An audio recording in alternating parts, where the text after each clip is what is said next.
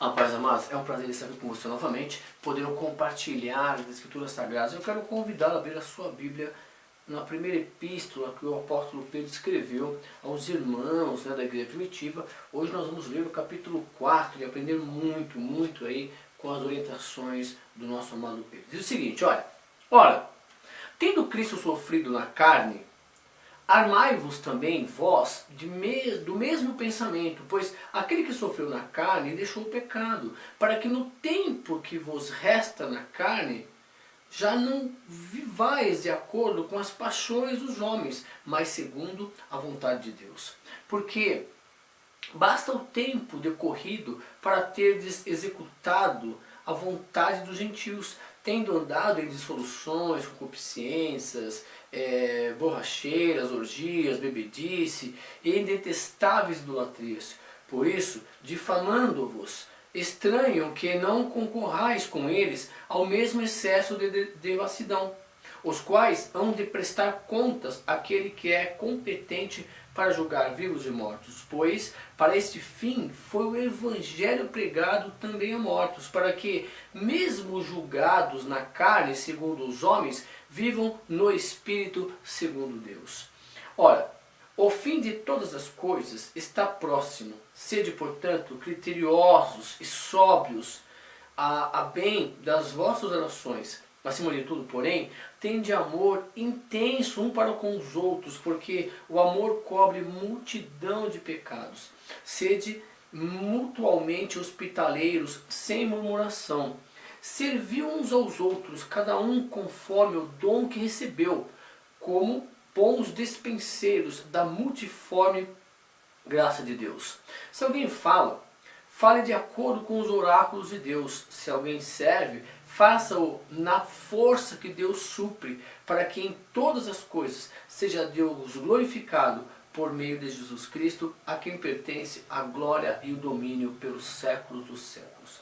Amados, não estranheis o fogo ardente que surge no meio de vós, destinados a provar-vos, como se alguma coisa extraordinária vos estivesse acontecendo. Pelo contrário, alegrai-vos na medida em que sois coparticipante dos sofrimentos de Cristo, para que também na revelação de sua glória vos alegrais exultando.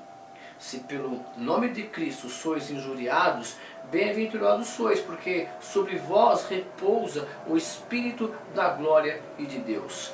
Não sofra, porém, nenhum de vós como assassinos, ou ladrão, ou malfeitores, ou como quem se intromete em negócio de outros. Mas, se sofrer como cristão, não se envergonhe disso, antes glorifique a Deus com esse nome, porque a ocasião de começar o juízo pela casa de Deus é chegado. Ora, se primeiro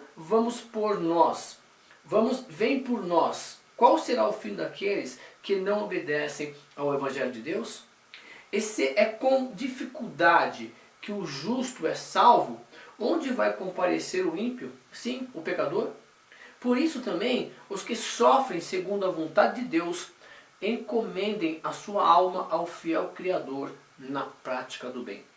À luz desse texto, dando sequência às orientações que o apóstolo Pedro está dando aos irmãos da igreja primitiva, é importante aqui que o Pedro ele diz o seguinte, olha pessoal, a morte para o pecado, nós temos que morrer para o pecado e viver na pureza da vida. Que pureza da vida? Cristo. Cristo é a referência aqui. E detalhe importante, ele fala o seguinte, olha, se Cristo sofreu na carne e padeceu, também você vai sofrer na carne e padecer. O problema é o seguinte, você vai deixar as paixões, as coisas que você fazia, as bebedices, as mentiras, as orgias. Ele diz aqui, aquele excesso de coisas que você fazia, bebedice, detestáveis idolatrias, tudo que você fazia, que é obra da carne que ele fala, que satisfaz ali, tudo aquilo esquece. Não faz mais. E quando você deixar de beber, de fumar, quando você procurar ter uma vida saudável, aquelas pessoas que compartilhavam com você daquela situação, vão injuriar você, vão difamar você. Versículo 4 fala isso. Ele que está falando, olha, não estranhe isso. Não estranhe isso. Porque assim, para eles não vão entender porque que você deixou. Agora você é cristão, agora você é crente, é essa que eles vão falar. Eles falavam isso para eles lá também. Então muitas coisas que acontecem hoje no dia a dia, quando você decide realmente, quando você cai em consciência de que, como nós vemos, que o seu corpo é uma casa espiritual, que dentro de você, quando você, pelo milagre da ressurreição de Cristo, quando você aceita isso no seu coração, que Cristo é Filho de Deus, que Cristo é o Deus, o Verbo que se fez carne, que Ele morreu pelos nossos pecados, para que nós vivamos a vida que Ele deixou como exemplo entre os cristãos, entre todos aqui, honrando, respeitando todos, como nós já vimos no capítulo anterior, as pessoas vão estranhar. Pô, por que você não bebe mais? Por que você não fuma mais? Por que você não mente mais? E aí que é o testemunho. Você vai ser uma nova criatura. Você vai viver de acordo com o padrão cristão. E aí a Bíblia diz o seguinte, que se é difícil para o justo, né, conseguir passar por essas situações, mesmo com o poder do Espírito Santo, mesmo com exemplos, se é difícil, né, e o julgamento vem internamente, porque Cristo vai julgar primeiro a igreja, se você é apto ou não, se você tem crédito ou não para entrar no céu, isso é com Deus, é Ele que vai julgar, Ele que é o único que é capaz de julgar isso. Agora, ele até comenta, imagine para eles a dificuldade que vai ser para eles, mas aí não é problema nosso. Então não fica com essa perguntinha quem vai para o céu, quem vai para o inferno, que não cabe a mim, não cabe a você. As escrituras vão direcionar que através de certas condutas aumenta a probabilidade de você chegar ao céu. Mas quem tem a chave do céu e do inferno é Jesus Cristo. Todo o poder foi dado para Ele, todo o poder foi dado a Ele, porque Ele veio, não cometeu pecado algum. A Bíblia diz que Ele foi aqui, sofreu, que Ele, na verdade, ele sofreu injustamente, mas ele passou firme aí, não cometeu nenhum pecado, ele conseguiu vencer a morte. E aí dá a entender aqui que até, que nós já estudamos isso lá, que quando ele morre, ele vai até o local, né, dos mortos, que era o Seol, o lugar onde viviam os mortos, e foi resgatar as almas que estavam lá. Ele foi pregar para aquelas almas lá, para que eles pudessem então subir, se apresentou como Filho de Deus, aquele que viria para salvar, e resgatou aquelas almas e levaram para o altar, debaixo do altar de Deus, como está em Apocalipse, que nós lemos lá, e vamos estudar atentamente esse capítulo. Agora, a ênfase aqui não é do sobrenatural. Toma muito cuidado quando estiver lendo as cartas aqui, que você vai ficar preso em coisas que ainda você não consegue entender, e você vai esquecer das coisas óbvias, que olha, não beba mais, não meta em confusão, quer dizer, deixe de fazer as coisas que desagradavam a Deus, que não caracterizavam você como cristão. E isso está falando. Agora, olha só o que ele está falando aqui também. Olha, eu quero saber uma coisa. Se você tiver que ser preso, que tiver que ser acusado, não seja acusação por roubo. Tá aí daqui, ó.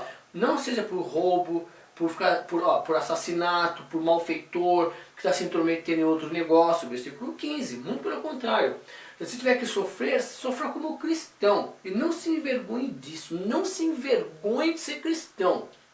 Muito pelo contrário, glorifique a Deus com esse nome. Por quê? Porque assim, isso é importante você entender.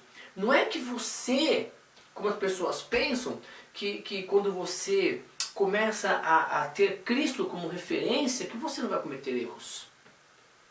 Você pode cometer, você vai evitar cometer erros e tomara que você cometa erros mínimos, mas passíveis de perdão, que você busque a Deus, entregue a sua vida a Ele novamente, para que Ele tenha sempre um recomeço diário, nascer de novo diariamente na sua vida, na presença de Deus. Agora, que as pessoas podem zombar de você sobre isso, que você não faz mais aquilo, você não bebe, não fuma, não faz mais balada, e não fica zoando, você se cuida, pratica esporte, olha que legal, aí vai tomar cerveja, toma um suco, né? Aí. E as pessoas vão achar ruim, mas deixa achar, é a opinião delas. Quer dizer, o fato de você estar se amando para amar o próximo, se isso incomoda alguém, o que você pode fazer? Então, ame a si, ame a Deus e ame ao próximo como a ti mesmo. Então você precisa se amar primeiro, para depois amar o próximo. Então você tem que te cuidar. cuidar do seu corpo, fazer exame constantemente, praticar esporte, estudar, assistir coisas interessantes, se alimentar de filmes interessantes, se alimentar da palavra, cuidar do seu espírito. Isso é importante você entender. E aí, Deus vai te revelar essas coisas ocultas. Como assim Cristo foi lá e pregou para os mortos? Então, aí nós vamos estudar outro capítulo. Agora nós estamos dando uma geral aqui, porque o Pedro está orientando a conduta dos cristãos, daquela perseguição. Ó, continua firme aí, Deus está com você. Ó, por isso também os que sofrem segundo a vontade de Deus, encomendam a sua alma ao fiel Criador na prática do bem. Então, ande de uma maneira praticando o bem na presença de Deus. E Deus está com você, olhando, os olhos de Deus estão sobre os justos e os ouvidos atentos às suas súplicas. Aleluia! Obrigado pelo carinho, pela confiança. Espero você na próxima aula. Nós vamos continuar lendo essa epístola de Pedro para a edificação do corpo de Cristo, para que nós possamos caminhar cada vez melhor na presença de Deus e termos um exemplo de uma vida santa, tendo como referência a vida de Cristo. Legal? Um beijo para você e até a próxima aula. Tchau!